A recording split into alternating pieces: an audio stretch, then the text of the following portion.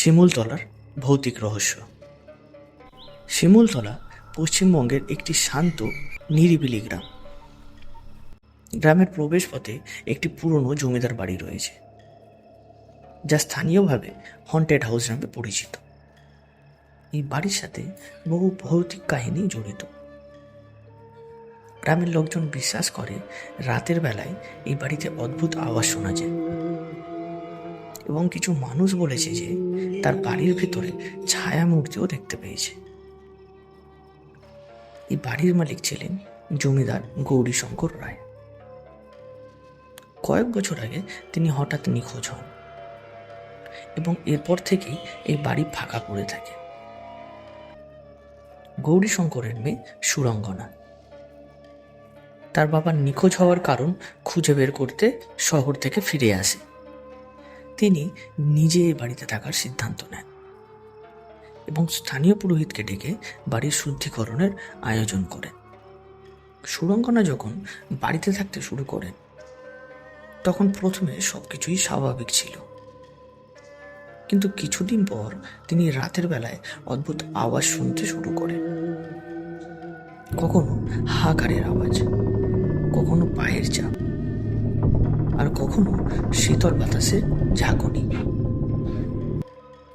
এক রাতে তিনি একটি পুরনো কক্ষে প্রবেশ করেন, যেখানে একটি পুরনো ডায়েরি খুঁজে পান। ডায়েরিটি ছিল তার বাবার।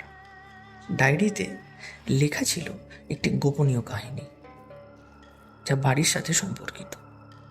ডায়েরিতে লেখা ছিল গৌরীশঙ্কর রায়ের পিতামহ ইন্দ্রজিৎ রায় এই জমিদার বাড়ি তিনি নির্মাণ করেন। তবে ইন্দ্রজিৎ ছিলেন একজন নিষ্ঠুর মানুষ, যিনি তার ক্ষমতার জন্য বহু লোকের ক্ষতি করেছিলেন। তিনি তার খেয়াল খুশির জন্য অনেক মানুষের জীবন নষ্ট করেছিলেন। ডায়েরিতে আরও লেখা ছিল, ইন্দ্রজিতের মৃত্যুর পর তার আত্মা এই বাড়িতে আটকা পড়ে। গৌরীশঙ্কর চেষ্টা করেছিলেন এই আত্মাকে মুক্তি দিতে, কিন্তু কোনো লাভ হয়নি। এরপর গৌরীশঙ্করও নিখোঁজ হন। ডায়েরির এই রহস্যময় গল্প পড়ে সুরঙ্গনা অনেকটাই হতভম্ব হয়ে পড়ে। তিনি বুঝতে পারেন তার বাবার নিখোঁজ হওয়ার কারণ এই আত্মা। তিনি স্থানীয় পুরোহিতের সাহায্যে এক রাতে পূজা অর্চনা শুরু করেন। পূজার শেষে তিনি অনুভব করেন বাড়ির মধ্যে কিছু অদ্ভুত পরিবর্তন হচ্ছে। বাড়ির পরিবেশ হঠাৎ করে হালকা হয়ে যায়। তিনি বুঝতে পারেন ইন্দ্রজিতের আত্মা মুক্তি পেয়েছে। পরের দিন সকালে সুরঙ্গনা দেখতে পান যে বাড়ির চারপাশে সবকিছু শান্ত হয়ে গেছে।